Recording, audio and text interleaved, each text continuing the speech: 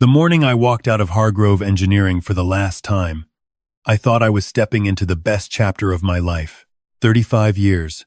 35 winters driving the same stretch of I-94 before dawn, the same bad coffee from the break room, the same handshake from the same security guard named Pete, who had worked the front desk longer than I had. And now, it was over. I had my pension, my health, and most importantly, I had time. Time to fix the back porch. Time to finally read the stack of books gathering dust on my nightstand. Time to breathe. What I didn't know, standing in that parking lot with a box of desk photos and a company pen I'd accidentally kept for 2 decades, was that the hardest part of my life wasn't behind me. It was waiting for me at home. My name is Edward. I'm 64 years old. My wife, Carol, passed away from cancer 8 years ago, and there isn't a single morning I don't reach for her side of the bed before I'm fully awake. We had one son together, Derek.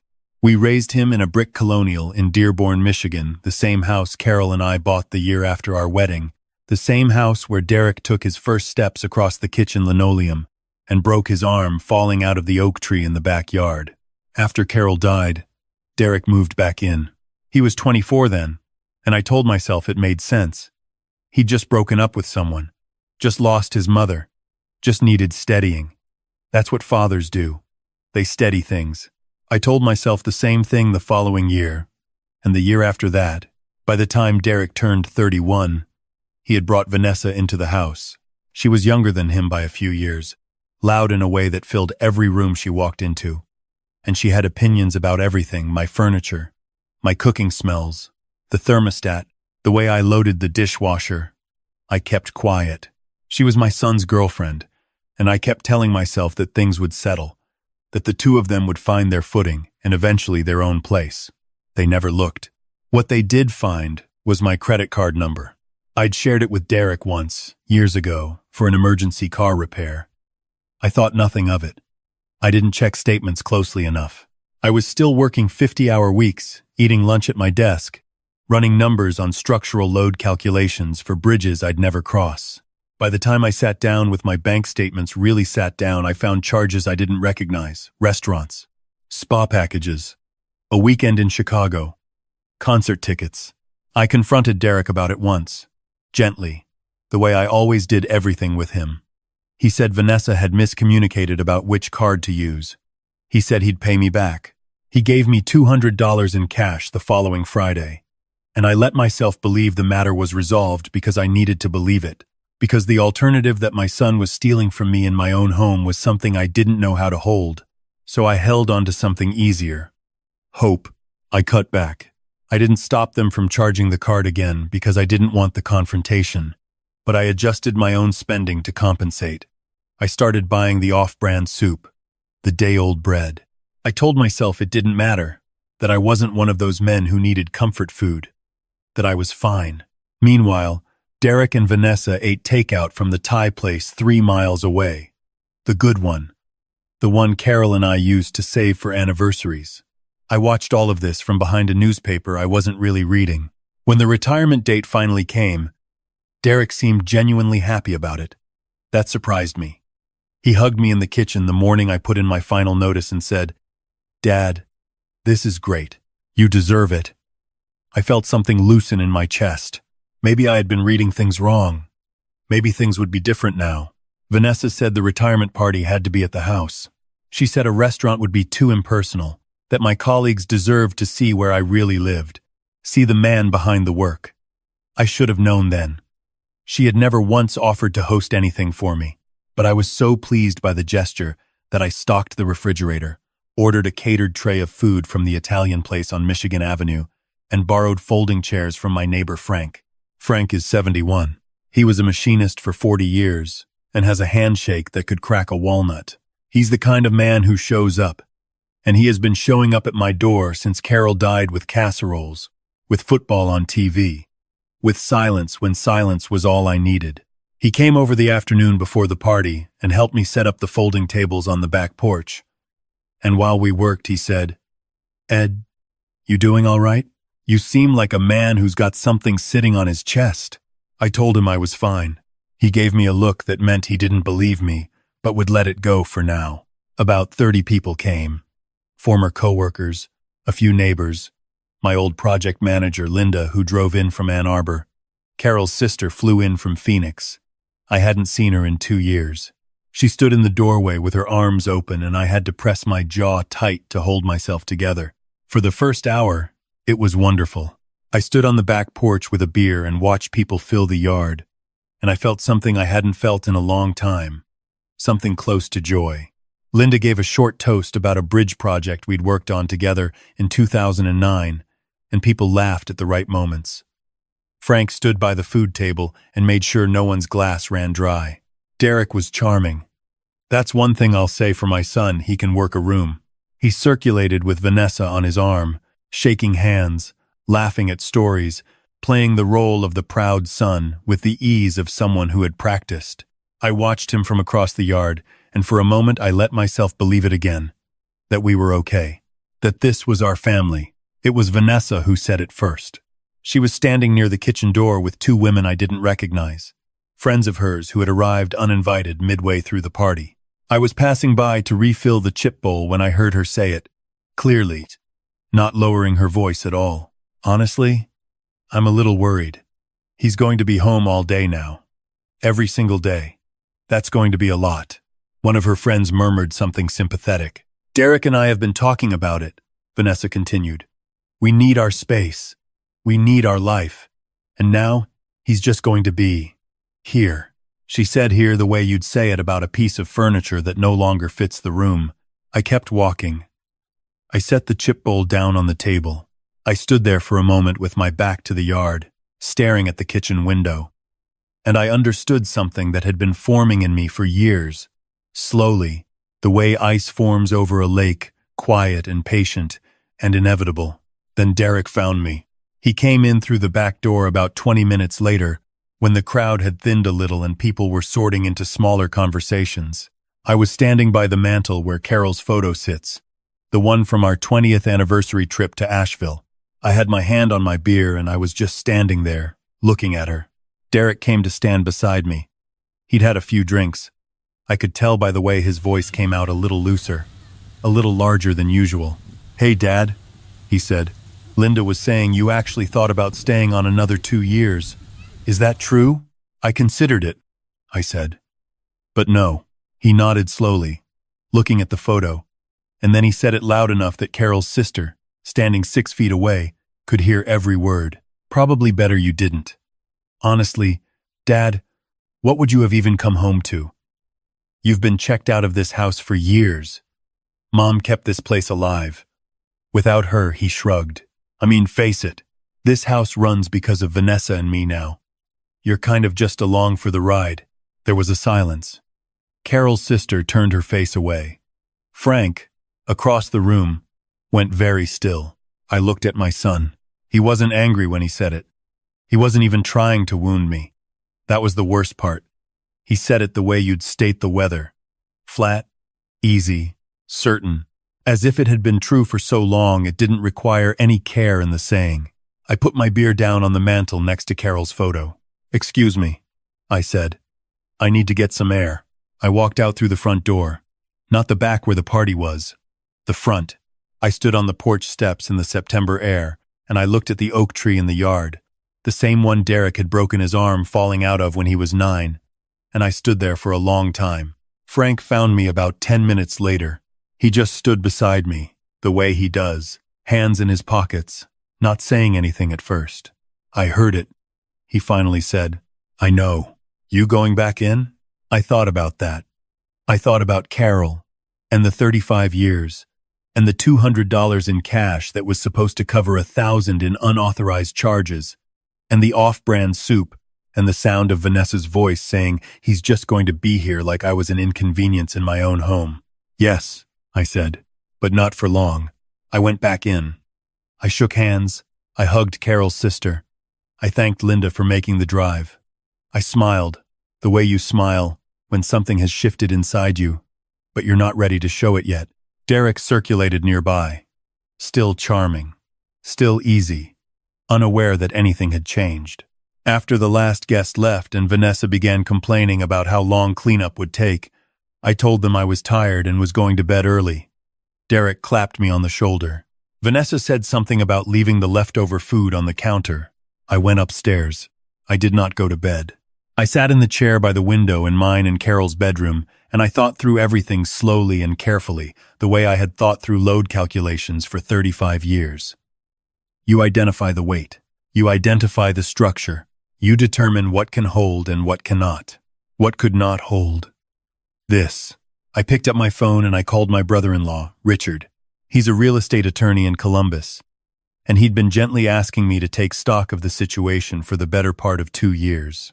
I'd always waved him off. I hadn't been ready.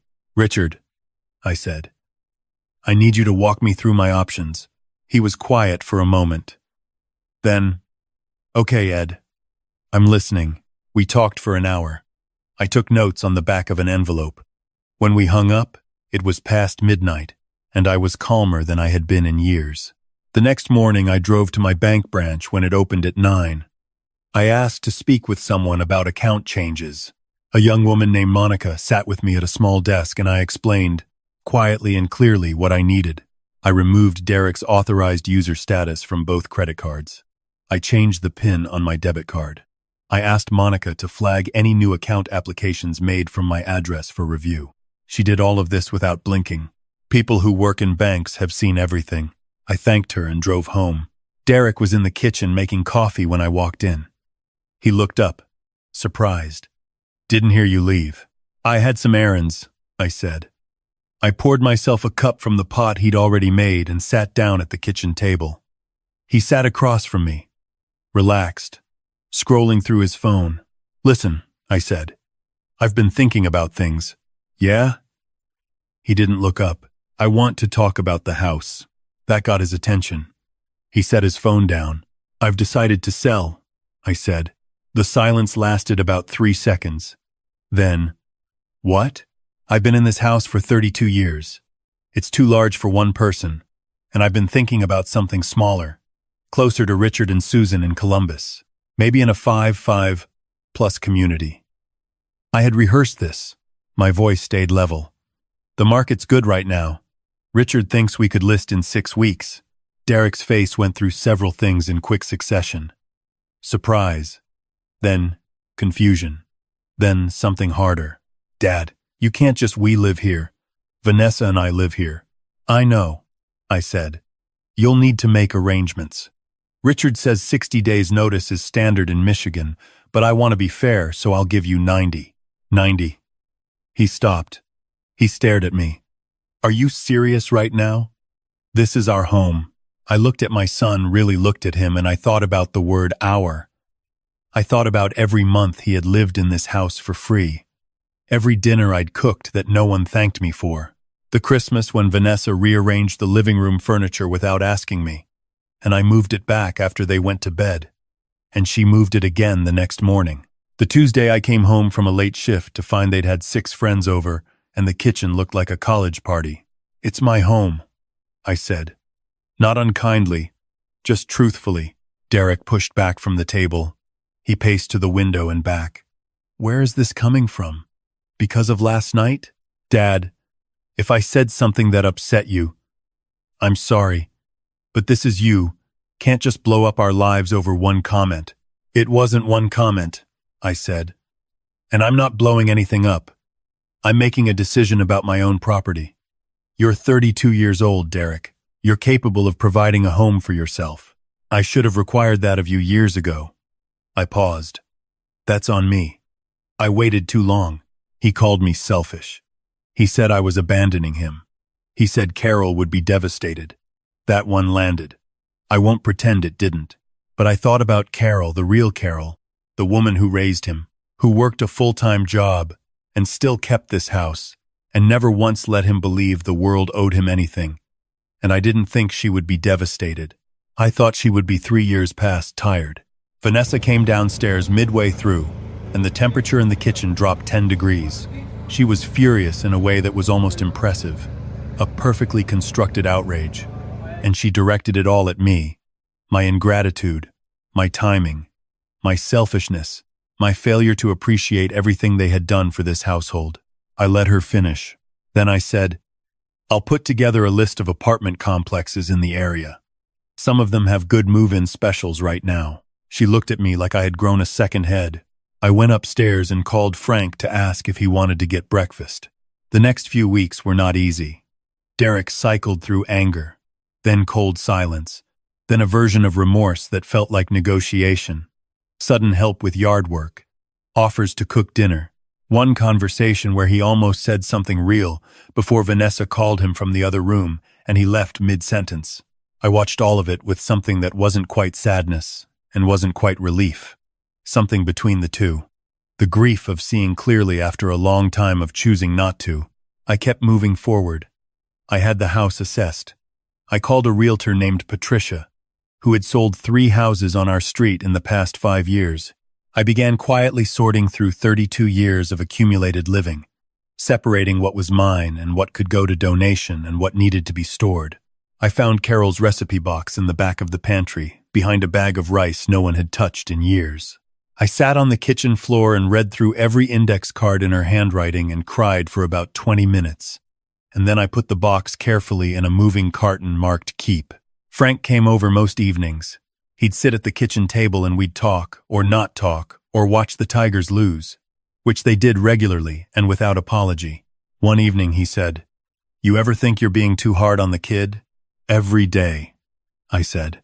And I keep thinking about what another 5 years looks like if I don't do this." He nodded slowly. "Carol would have done it sooner." "Yeah," I said. "She would have." Derek knocked on my bedroom door 4 days before the listing went live. He came in and sat on the edge of the bed the way he used to as a boy, knees together, hands in his lap. He looked younger suddenly, and tired.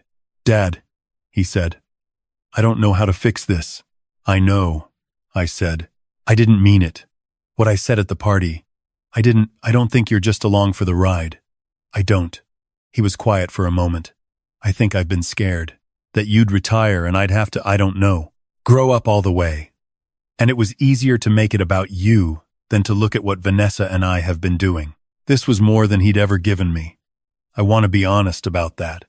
I sat with it. "I believe you," I said. "And I love you. That part never changes, no matter what.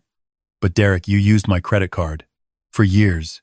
You let me eat soup while you ate out 3 nights a week. You let Vanessa tell me how to live in my own house. You stood in my living room with my friends and colleagues, and you told me I was along for the ride." I looked at him steadily. "An apology doesn't rebuild that. Action does." He wiped his eyes with the back of his hand. "So, there's nothing I can do." "There's everything you can do," I said. "Get an apartment. Support yourself.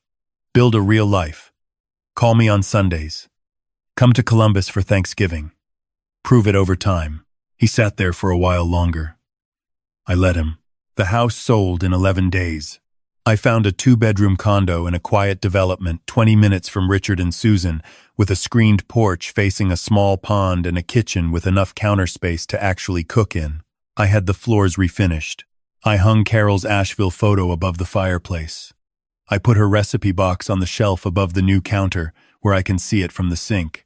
Derek and Vanessa found a 1-bedroom apartment on the other side of Dearborn. She had a job she'd mentioned casually. It turned out to be a real job with real hours that she had never needed to take seriously before because my house didn't require it. Derek found a position in project coordination at a construction company downtown. I don't know if it was my decision that pushed him there, or if the push had been coming for a long time and just needed a reason to happen. I choose to think both. He called me the first Sunday after I moved in. It lasted 47 minutes. We talked about the Tigers, about a project at his new job, about a memory he had of helping me rake leaves as a kid. He didn't apologize again. He didn't need to. We both knew where we were. I stood at my screened porch window when we hung up, looking at the pond in the evening light.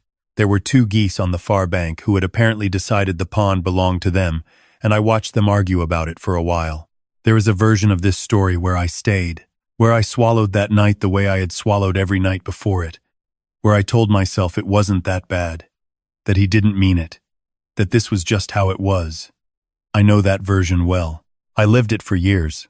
But there is something that happens when you have spent 35 years calculating exactly how much weight a structure can hold. You start to recognize the moment before failure, the quiet before the crack. I recognized it on my back porch, standing next to Frank, looking at the oak tree. I had built something in my life, a career, a home, a family that started with 2 people and 1 good oak tree.